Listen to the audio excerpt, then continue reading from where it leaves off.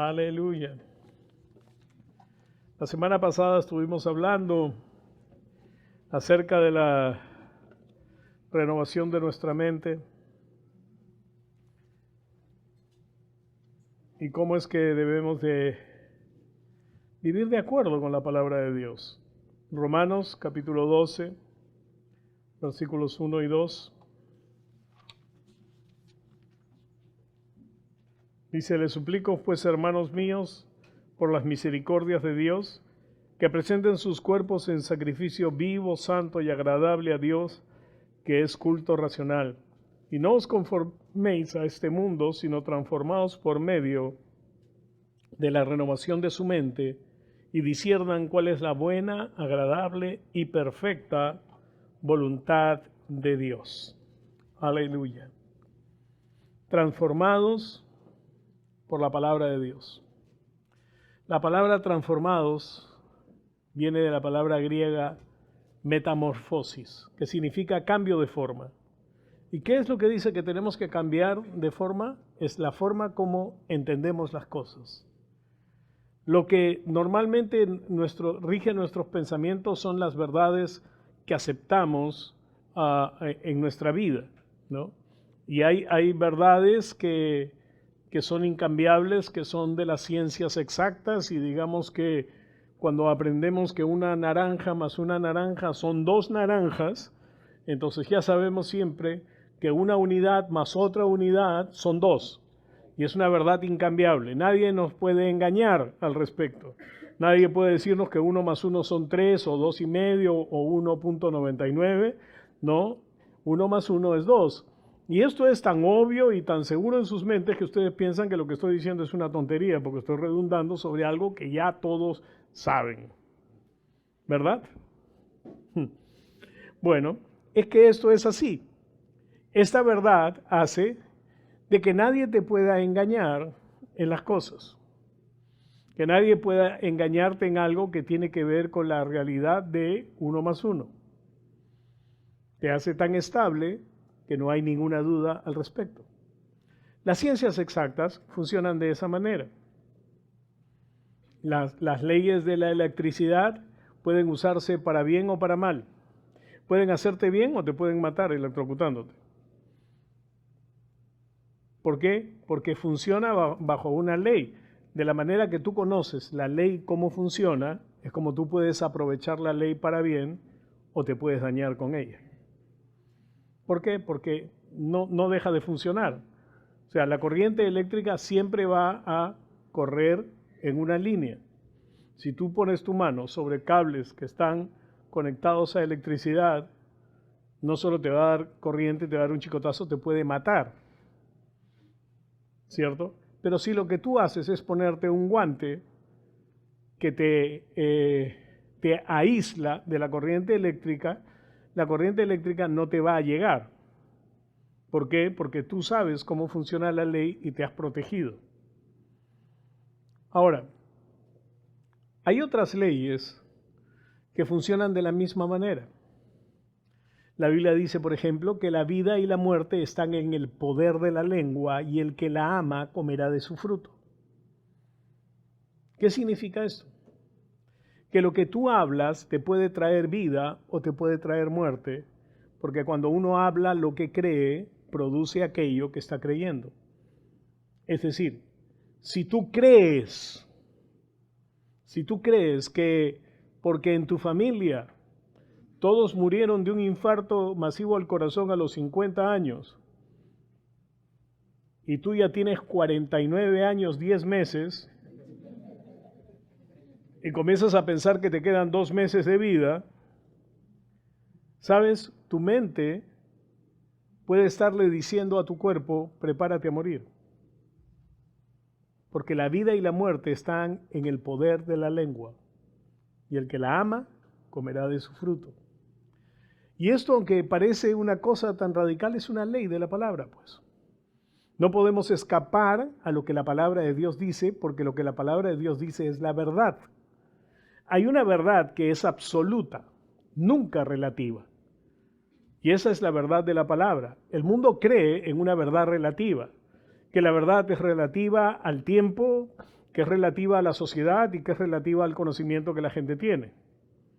No, solo hay una verdad.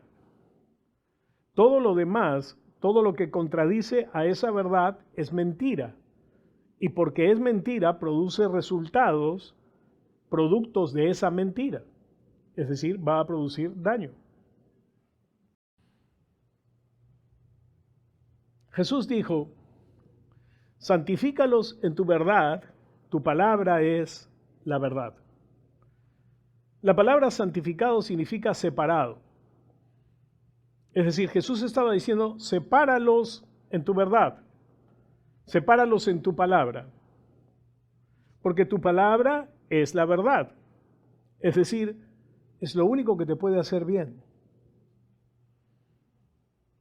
Cuando la gente comienza a pensar que el matrimonio entre personas del mismo sexo es libertad de pensamiento, es libertad de amor, es libertad de ser, y que los seres humanos pueden hacerlo sin ningún problema, y que no hay ninguna mala consecuencia, sino solo traerá felicidad, paz y sosiego a las personas que lo practican, están pensando o están viviendo en algo que es totalmente equivocado. ¿Por qué? Porque la Biblia dice en el capítulo 2 de Génesis, por esto dejará el hombre a su padre y a su madre, se unirá a su mujer y los dos serán una sola carne. Y el propósito del matrimonio, que es la primera institución que Dios creó, Dios ha formado solo dos instituciones, el matrimonio y la iglesia. Y el matrimonio, que está instituido por Dios desde antes de instituir la iglesia, está instituido con el propósito de darle permanencia a la humanidad a través de los hijos. Y también traer felicidad a las personas que se casan. Entonces, si Dios es el inventor del matrimonio, el matrimonio no es una construcción social, no es algo que ha devenido porque la sociedad fue experimentando estos cambios hasta que llegó al matrimonio. No. El matrimonio es una realidad en la humanidad desde el principio. ¿Por qué? Porque Dios la creó. Entonces, cualquier cosa que los seres humanos hagan contra lo que Dios ha establecido no es verdad ni es bueno. No importa cuál sea el argumento que traten de emplear, siempre será malo. Y lo que hacen es llamar a lo bueno malo y a lo malo bueno. Y esta es una señal de los últimos tiempos. Porque por generaciones hemos estado estableciendo matrimonios reales. Ahora dicen, sí, pero es que los matrimonios heterosexuales se divorcian. Sí, así es. Desgraciadamente así es. Pero eso no niega la voluntad de Dios. Hay gente que muere sin Cristo, rechazando el amor de Dios extendido hacia ellos, y eso no niega que podemos ser salvos a través de Cristo. El hecho de que algo no funcione para algunas personas no quiere decir que no sea la voluntad de Dios. Porque si vamos a hacer esto porque la gente se siente feliz al hacerlo y encuentra su felicidad al hacerlo, entonces vamos a terminar aceptando cualquier cosa. Hace años hablaba con una persona que por su relación en el Congreso estaban pensando en estas cosas ya desde hace bastante tiempo. Y ella estaba todavía medio convencida de que estas uniones con gente del mismo sexo estaban bien.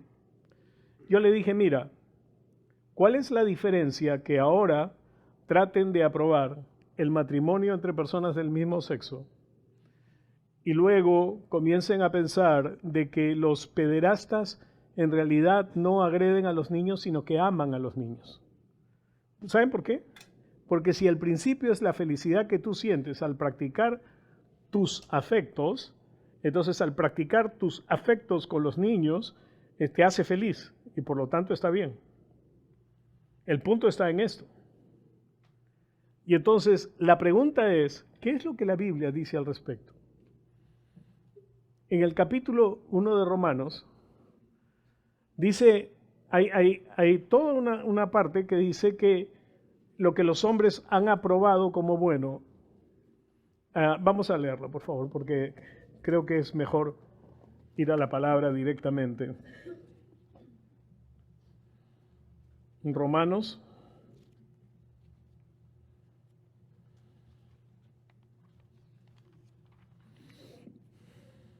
capítulo 1, verso 21, dice: porque supieron de Dios, pero no lo glorificaron como a Dios ni le dieron gracias, sino que se envanecieron en sus razonamientos, siendo entenebrecidos su insensato corazón para que no entendieran, porque profesando ser sabios se volvieron insensatos y cambiaron la gloria del Dios incorruptible por la semejanza de la imagen del hombre corruptible, por la semejanza de las aves, de cuadrúpedos y de reptiles de la tierra, y por esta razón Dios los entregó a la lujuria corrompida de su corazón, para que deshonraran entre sí sus propios cuerpos. Y ellos cambiaron la verdad de Dios por el engaño, rindiendo culto y sirviendo a las criaturas en lugar de a su Creador, para quien son nuestras alabanzas y nuestras bendiciones eternamente y para siempre. Amén. Y por esta razón, dice, Dios los entregó a pasiones vergonzosas, pues sus mujeres cambiaron la función natural de su sexo e hicieron lo que es contra natura. Y de la misma manera, también sus varones, dejando las relaciones naturales con las mujeres, dieron rienda suelta a su lascivia unos con otros, porque llevando a cabo actos vergonzosos, varones con varones, recibieron en sí mismos justa retribución por su extravío. Esto fue escrito hace 2000 años. Y esta es la realidad de nuestra sociedad. Los hombres y las mujeres están cambiando el uso natural del sexo por lo que es contranatural. ¿Cómo Pablo pudo saber que esto iba a pasar? ¿Saben por qué? Porque la Biblia no es un libro antiguo que presenta razonamientos arcaicos que no están de acuerdo con el desarrollo de la sociedad. Les voy a decir algo. El hombre ha evolucionado en razón de su tecnología y el uso de su tecnología. Como les decía en el primer servicio, la cosa más grande de tecnología que yo conocí cuando era chico era el teléfono de pared. Era un teléfono que tenía la bocina ahí y tú descolgabas el auricular, te lo ponías acá y hablabas de esta manera. Y marcabas con una palanca para adelante, para atrás y toda la cosa, ¿no? Y luego salieron los teléfonos fijos de disco, que eran grandazos y pesados, y que el disco también era más duro, había que ser muy macho para y regresar. Para algunos de ustedes lo que estoy hablando es ni siquiera se imaginan cómo eran los teléfonos. Pero era lo más grande que teníamos. Y yo recuerdo cuando mi papá compró el primer televisor de la casa, era un Westinghouse rojo de 14 pulgadas, ¿no? Y lo pusimos en la sala y estuvo 3 meses en la sala porque todavía no había señal de televisión. No podíamos usarlo porque todavía no había señal de televisión. ¿Qué? ¿No había televisión? Entonces, ¿qué hacían? Practicábamos una forma de comunicación muy interesante que deberían practicarla alguna vez, que es la conversación persona a persona, a la cara, no a través de textos. ¿Me entiende? Después, cuando comenzó la televisión, solamente habían 3 canales, ¿no? El 7, el 13 y el 4. El 13 después se convirtió en el 5. Pero solo tenían 3 horas o 4 horas de programación. Y era en blanco y negro y se veía terrible. Y había que estar moviendo las antenas para tratar de que captaran, y después la sintonía gruesa y la sintonía fina. Y yo sé que hay un montón de ustedes que ni siquiera se imagina de lo que estoy hablando. Porque esa era toda nuestra tecnología. La tecnología ha avanzado y ahora en un reloj tú puedes tener internet, recibir mensajes, enviar mensajes. ¿no? Y cosas por el estilo. Y ya dentro de poco, de repente, las llamadas van a ser tipo Star Wars. Obi-Wan Kenobi, ¿estás ahí? No, no. O sea, va a ser una cosa así, porque la tecnología avanza y ha avanzado a pasos agigantados y del mundo que yo conocí al que es ahora, hay una diferencia abismal, ¿no? Este, pero el hombre sigue siendo igual. El hombre sigue teniendo las mismas necesidades. El hombre necesita ser amado y amar. El hombre necesita ser reconocido. La mujer necesita ser amada y protegida. Es decir, las necesidades humanas siguen siendo las mismas. Y la Biblia no es un libro que habla de tecnología. Lo que dice es que la ciencia aumentará, nada más. Es todo lo que dice acerca de la cienciología, de la ciencia, perdón. Es decir, que solamente que la ciencia aumentará. Y ha aumentado. Y va a seguir aumentando. Nadie podía pensar en los avances que íbamos a tener, en las cosas que ahora hay en los carros, que tienen una cámara para cuando retrocedes, se prende la cámara y puedes ver por dónde retrocedes, y a colores todavía y todo lo demás, ¿no? Y yo me acuerdo cuando compramos el primer Atari, eran 2 palitos así que se movían, tic, tac, tic. Nada que ver, pues. Pero ¿sabes qué? Nuestras necesidades siguen siendo las mismas. Y la Biblia habla de eso. La Biblia habla de lo que el hombre necesita. Y cuando dice que debes renovar tu mente, no dice que debes renovarte a las formas arcaicas de pensar, sino a la forma realmente sobrenatural de pensar. Es decir, poner los pensamientos de Dios en tu mente. Y es por eso que dice que debemos ser transformados o metamorfoseados a través de la renovación de nuestra mente. Si nuestra mente no es renovada, nunca vamos a conocer la buena, agradable y perfecta voluntad de Dios. Hay gente que siempre está buscando cuál es la voluntad de Dios para esto, cuál es la voluntad de Dios para lo otro. Y vienen y me dicen, pastor, necesito conocer cuál es la voluntad de Dios respecto a mi futuro. ¿Cuál es la voluntad de Dios respecto a mi vida? Hay chicos y chicas que vienen y dicen, ¿cómo puedo saber cuál es la persona correcta para mí? ¿Cómo puedo saber cuál es la persona con la que me debo casar? Y algunos simplemente han tomado sus propias decisiones y han decidido comenzar relaciones o tener relaciones con alguien y luego se dan cuenta de que patinaron. ¿Por qué? Porque simplemente no renovaron su mente. Es decir, están tan apurados por las cosas y también lo hacen a través de los negocios porque invierten dinero en negocios que Dios no les ha dicho que lo hagan. Hacen cosas que Dios no les ha dicho que lo hagan. Estudian cosas que Dios no les ha dicho que estudien. Pero es que ¿acaso Dios sabe todo acerca de mí? Sí, Él te creó. Y Él, la Biblia dice que Él tiene un plan para tu vida. Yo sé los planes que tengo para ustedes, dice. Planes de bien y no de mal, para darles un futuro y una esperanza. Dios tiene lo mejor para tu vida, pero ¿sabes qué? Para que tú puedas conocerlo, para que tú puedas saber lo que Él tiene para ti, tú tienes que renovar tu mente con la palabra. Tienes que llenarte de la palabra de Dios. Tienes que saber lo que la palabra de Dios dice acerca de las cosas. Pastor, o sea que tengo que leer la Biblia. Exactamente. Y no solo leerla, sino meditarla y tomar tiempo en estudiarla. Oh, pastor, pero eso es muy pesado. Bueno, si te es pesado, vive tu vida como quieras y recibe lo que estás haciendo.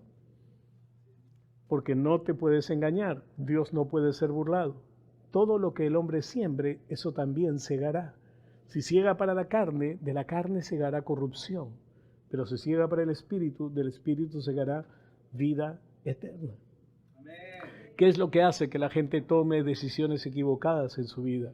Cuando se aparta de la palabra. No es que deje de creer en Dios, es simplemente que se aparta de la palabra y comienza a considerar cosas que están contra la palabra. Entonces, ¿cómo es que debemos enfrentar las cosas? En primer lugar, tomar la decisión de que sí voy a renovar mi mente y voy a comenzar a poner los pensamientos de Dios en mi corazón, en mi mente. Y eso va a significar tomar ciertas decisiones de cosas que has aprobado antes como, bueno, está bien, ¿no? O sea, no le hago daño a nadie o nadie me hace daño con esto, no hay ningún problema. No, tienes que comenzar a ser muy radical con las cosas.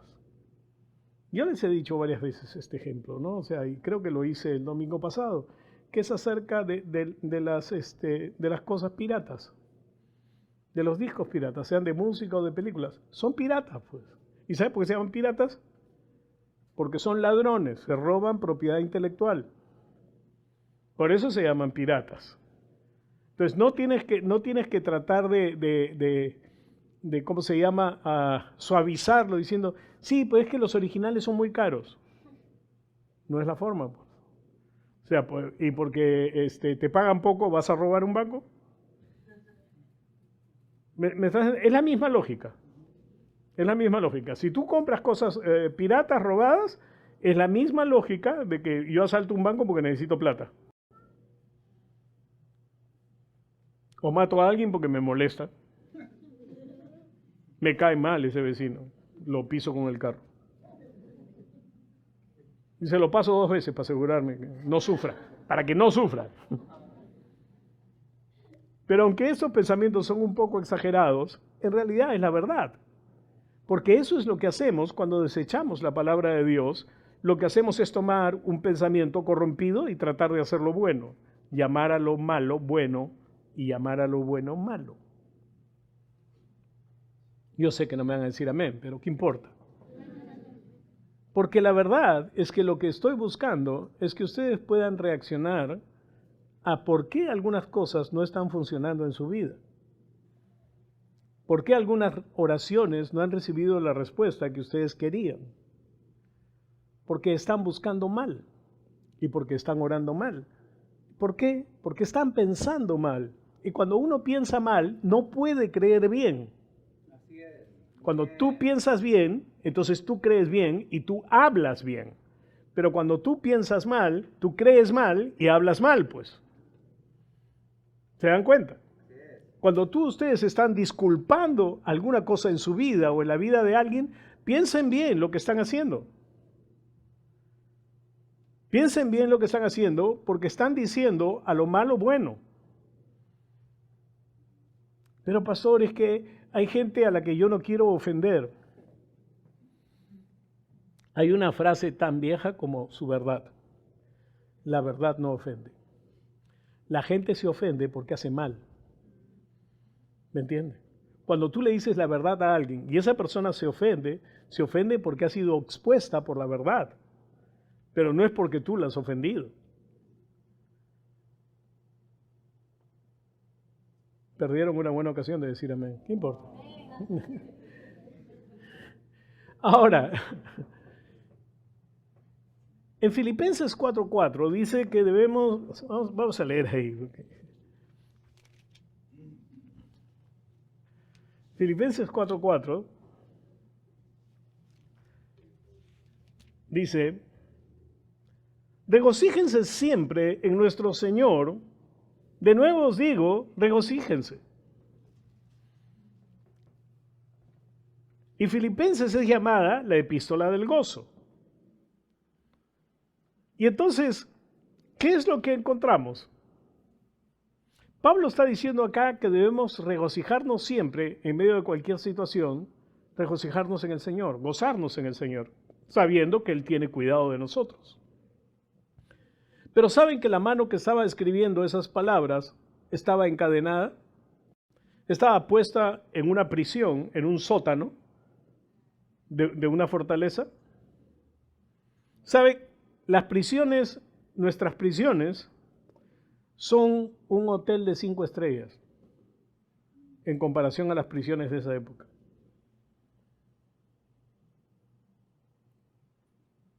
San Juan del Lurigancho, el Sexto, cualquier otra prisión, todas son un hotel de 5 estrellas en razón a esas prisiones, que eran sótanos de construcciones que no tenían luz eléctrica, que no tenían desagües,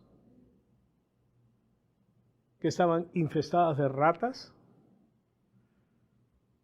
que eran un solo de humedad y viento contaminado, aire contaminado.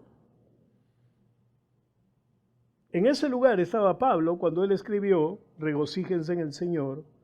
Otra vez os digo, regocíjense. ¿Y por qué Pablo podía escribir lo que se ha llamado la epístola del gozo metido en una prisión?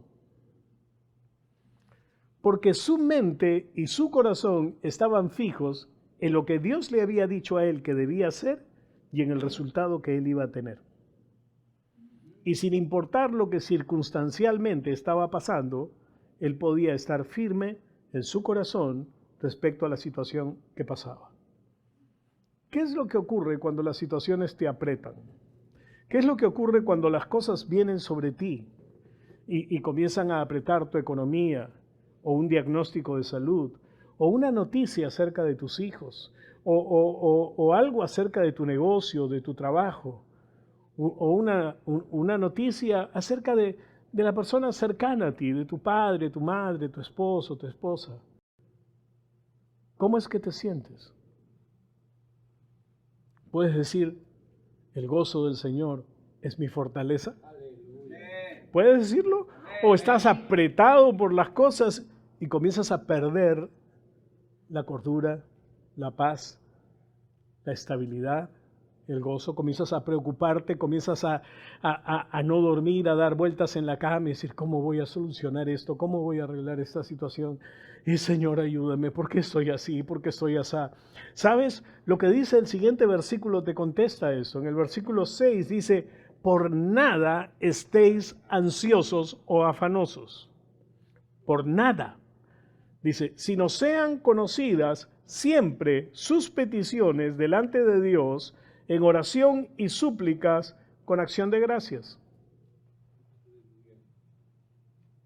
Y sabes, hay que diferenciar lo que son las oraciones y las súplicas. Porque la oración se hace en base a tu acuerdo con la palabra de Dios. Debemos de orar de acuerdo con la voluntad de Dios, y la voluntad de Dios está en su palabra. Y cuando tú tienes algo que orar, debes buscar la palabra primero para encontrar lo que Dios dice al respecto. No es cuestión que le digas a Dios, Dios ayúdame, Dios ayúdame, Dios ayúdame. Pero Dios te dice, ok, ¿qué es lo que mi palabra dice al respecto? Si te han dado un diagnóstico de una enfermedad incurable, tú puedes clamar, Dios ayúdame. Pero Dios, ¿sabes qué te contesta? Ya te ayudé. ¿Cómo me has ayudado, Señor? Mira mi palabra. Isaías lo dice. Yo he llevado tus enfermedades y tus dolencias. Por mi llaga, tú has sido curado. Esto es como debes orar al respecto. Señor, yo te doy gracias por la sanidad en Cristo Jesús. Yo rechazo esta enfermedad y declaro mi sanidad en el nombre de Jesús. ¿Y entonces qué haces? Acción de gracias. Gracias, Señor. Aleluya. Te doy gracias por la sanidad de mi cuerpo. Te doy gracias por la libertad de mi vida. Te doy gracias porque tú me das todo aquello que yo necesito conforme a tus riquezas en gloria. Te doy gracias, Señor. Esa es la oración conforme a la voluntad de Dios, de acuerdo con la voluntad de Dios. Pero, ¿qué cosas son las súplicas? Tú levantas súplica por otras personas. Cuando tú sabes que hay un creyente que está pasando por una prueba, tú puedes levantar una súplica por él. Tú puedes levantar una oración a Dios pidiéndole que lo ayude. Yo recuerdo a un amigo que se enfermó. Teníamos un seguro médico, así que fue a la clínica y lo internaron porque estaba con fiebres muy altas y cosas por el estilo. Y los médicos no encontraban lo que tenía y se pasaban los días, 4 o 5 días, y le hacían análisis y nadie encontraba qué era lo que pasaba con él. Y él cada vez se ponía peor y comenzó a tener alucinaciones.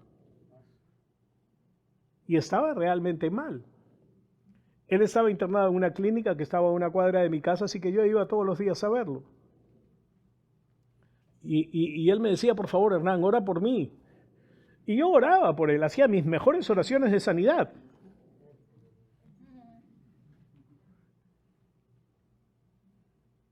Y no encontraba la respuesta. Entonces un día fui y antes de irme me dice, por favor, ora por mí.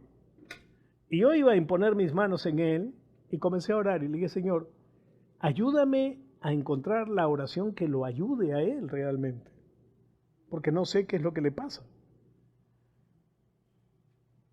Y cuando puse mis manos sobre él, el Señor me dio la oración. Señor, levanta de su corazón la palabra que necesita. No oré por su sanidad, oré para que la palabra se levantara. Y en ese momento, él escuchó a Dios decir, en su enfermedad, Asa no confió en Dios, sino en los médicos, y durmió Asa con sus padres. Dios no estaba diciéndole, te vas a morir. Le estaba diciendo dónde estaba poniendo su confianza y por qué no recibía su sanidad. Su confianza estaba puesta en los médicos y no en Dios. Él quería que los médicos encontraran qué le pasara y entonces para que supieran qué hacer con su cuerpo. Él se había desenfocado de la palabra. Cuando yo hice esa oración, el Espíritu Santo levantó un versículo y lo enfocó. Y entonces él se arrepintió a Dios y le dijo, Señor, perdóname por no haber estado confiando en ti. Yo declaro que tú eres el que tiene cuidado de mi vida y el que me sana. A las 3 horas los médicos encontraron qué era lo que le pasaba y en 2 días estaba fuera de la clínica. Porque cuando tú reordenas tu vida con Dios y pones su palabra en primer lugar, Él siempre te ayuda. Cualquiera sea la cuestión, negocios, problemas familiares, diversas situaciones que enfrentamos en la vida. Jesús dijo algo muy cierto, Él dijo, en el mundo tendréis aflicción, pero no puso punto final ahí, más bien puso una coma y dijo, pero confiad, yo he vencido al mundo. Esta es la forma como tú vences al mundo, dice, por tu fe. Por tu confianza en Dios. ¿Cómo puedes tener confianza y seguridad en Dios? Es por la palabra de Dios. La ansiedad y el afán son un estado mental, hermano. Cuando tú tienes ansiedad, cuando tú tienes afán, es porque estás pensando en las consecuencias que te van a pasar acerca de lo que estás sufriendo. Y si un médico te dice, ¿sabes qué? Tienes esta enfermedad y es incurable, y te comienza a decir todo el proceso de lo que te puede pasar o de lo que te va a ir ocurriendo y cómo vas a llegar hacia el final de tu vida, tú te quedas con toda esa gráfica dentro de ti y comienzas a pensar y a evaluar en qué punto del viaje estás. Estás yendo hacia la muerte. Pero cuando Dios te dice que tú debes renovar tus pensamientos, ¿qué te dice respecto a eso? Dice que Jesús llevó tus enfermedades y tus dolencias en la cruz y que por su llaga tú has sido curado. Los médicos no son malos porque los médicos solamente hacen lo que ellos ven. Ellos tienen una ciencia natural y te dicen exactamente lo que naturalmente te puede pasar. Ellos no cuentan con el recurso sobrenatural. Tú sí. Tu cuerpo puede ser atacado por cualquier cosa, pero la respuesta al ataque a tu cuerpo siempre es la misma, la obra de Jesús en la cruz. Él llevó tus enfermedades y tus dolencias. Cuando tú fijas tu mente en la verdad comienza a ser carne en ti y lo que la verdad va a traer siempre es el fruto de la vida. Porque la Biblia dice que la vida y la muerte están en el poder de la lengua y el que la ama va a comer de su fruto, pues. Si tú hablas mal, es decir, si tú hablas muerte a tu cuerpo comienza a programarse para morirse.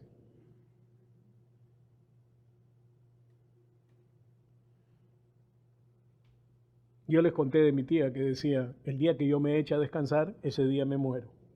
El día que se echó a descansar, ese día se murió. Gracias a Dios, ya había vivido bastante y era cristiana, así que se fue al cielo. Pero la verdad es que no tenía que irse de esa manera. No tenía que irse en su primera siesta que había hecho en la tarde. Pero dice la Biblia que no debemos estar afanosos. En el verso 7 nos dice qué es lo que debemos hacer en la Biblia del día. Dice, Haciendo esto sabrán ustedes lo que es la paz de Dios, la cual es tan extraordinariamente maravillosa. Fíjense, yo quiero que vean bien lo que este verso dice. Dice, haciendo esto, ¿haciendo qué? O sea, teniendo oración y súplicas con acción de gracias. Haciendo esto, dice, haciendo esto, sabrán ustedes lo que es la paz de Dios, la cual es tan extraordinariamente maravillosa que la mente humana no podrá jamás entenderla. Siguiente. Su paz mantendrá sus pensamientos y su corazón en la quietud y reposo de la fe en Jesucristo. Oh. Dice que esta paz va a mantener tus pensamientos y tu corazón en la quietud y el reposo de la fe en Jesucristo. Es decir, vas a estar en paz. Isaías 26, 2, 3 dice, tú guardarás en completa paz aquel cuyo pensamiento en ti persevera porque en ti ha confiado. ¿Cuándo necesitas mantener paz en tus pensamientos y en tu corazón? Cuando tienes problemas, pues. Cuando enfrentas cosas que alteran tu paz. Porque si te dijera que tú vas a guardar en perfecta paz cuando no tienes problemas, no es chiste. No es a lo que se refiere. Dice, tú guardarás en completa paz a aquel cuyo pensamiento en ti persevera porque en ti ha confiado. Cuando estás enfrentando problemas laborales, situaciones difíciles y todo lo demás, mantén tu corazón con Dios. Mantén tu corazón con Dios porque lo mejor va a venir. Entonces, si tú te mantienes en paz y no le estás dando vueltas en tu mente a la situación y esto y el otro, que si es injusto, que no es justo, que esto es así, que esto es asá, olvídate, no funciona de esa manera. Solamente tienes que poner los pensamientos de Dios en tu corazón, en tu mente, y dejando que Él te llene. En el verso 8 dice qué es lo que debes hacer. Dice, así que hermanos míos, en lo que es verdadero, lo que es sobrio, lo que es justo, lo que es puro, lo que es amable, lo que es excelente, y en las acciones honrosas y dignas de alabanza, en esto pensad. Te dice, ¿dónde tienes que colocar tu mente? ¿Dónde tienes que colocar tus pensamientos? No dice que si alguien te ha ofendido, si alguien te ha estafado, si alguien ha mentido acerca de ti, si alguien ha hecho algo injusto, tú comiences a darle vueltas a lo que te ha hecho y comiences a pensar en lo malo que es esa persona y comiences a hablarlo y a divulgarlo y todo lo demás. Dice, no. Tienes que centrar tu mente en esto. Todo lo puro, todo lo justo, todo lo verdadero, si algo es digno de alabanza, si algo es de buen nombre, en esto pensad. Es que, pastor, usted no sabe lo que me han hecho. Ni quiero saber. No quiero que me digas nada. Si no me puedes decir algo bueno de esa persona, no me digas nada. No, es que, pastor, usted no sabe. Es que tiene que saber. No tengo que saber. No tienes que llenar mi mente con esas cosas. Porque mi mente debe estar llena de cosas buenas, puras, verdaderas, algo digno de alabanza. Ay, pastor, entonces no puedo hablar con usted. No, pues. Y la verdad, no me gustaría que hables con nadie de la iglesia. Porque si lo que vas a hacer va a causar que las personas comiencen a tener algo contra alguien, no estás bien. Mira, de estas cosas depende tu paz mental, depende tu vida. Les contaba temprano la historia de un hombre que era ruin, perverso, que era un crápula en una pequeña ciudad y se murió. Casi todo el pueblo fue al entierro para asegurarse que lo enterraran.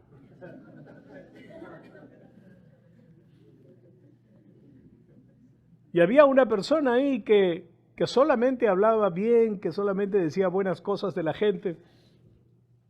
Y le dijeron, a ver, dinos algo de él, pues. Y él se quedó mirando largamente el cajón pensando, ¿qué puedo decir de este hombre? Y al final dijo, tenía una bonita dentadura. Siempre puedes encontrar algo bueno que decir de alguien. Nadie es completamente malo y nadie es completamente bueno. Tú no eres un ángel bajado del cielo, guardado en pureza por los siglos de los siglos y que sea permitido que ahora puedas bendecirnos con tu presencia. Tú eres una persona como yo, con virtudes y defectos. Pero la Biblia dice que debemos fijarnos en las virtudes. Que lo que debemos hablar de unos de otros siempre es lo bueno. Y que en eso debemos fijar nuestra mente. Pero si alguien te ha dañado, perdónalo. Pero es que lo que me hizo fue tan grave, fue tan duro, fue tan difícil, es tan difícil de digerir. Así es. Jesús sufrió la cruz por eso. Amén. Específicamente ese pecado Él lo llevó en la cruz. Específicamente llevó el pecado del ladrón, del traidor, del violador. Fue a la cruz por ellos y por ti. Sufrió la muerte por ellos y por ti. ¿Para qué? Para que tú puedas dar el paso decisivo de amor, de soltar el perdón hacia los que te han dañado, para vivir en paz. Y para que esa paz guarde tu corazón y te pueda mantener en fe en la palabra frente a situaciones difíciles. La paz obra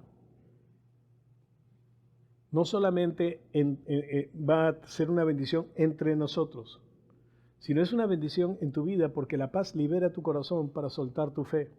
Cuando tú no tienes paz, no puedes soltar tu fe. Cuando tienes paz, puedes soltar tu fe y puedes soltar la palabra de Dios y hacer los decretos que necesitas en tu vida. Vas a poder enfrentar las situaciones difíciles y los problemas creyendo lo que la palabra de Dios dice. Nuestra mente es importante. Lo que pensemos determinará nuestra actitud. En 2 Corintios, capítulo 10, versículos 3 y 5, vamos terminando ahí.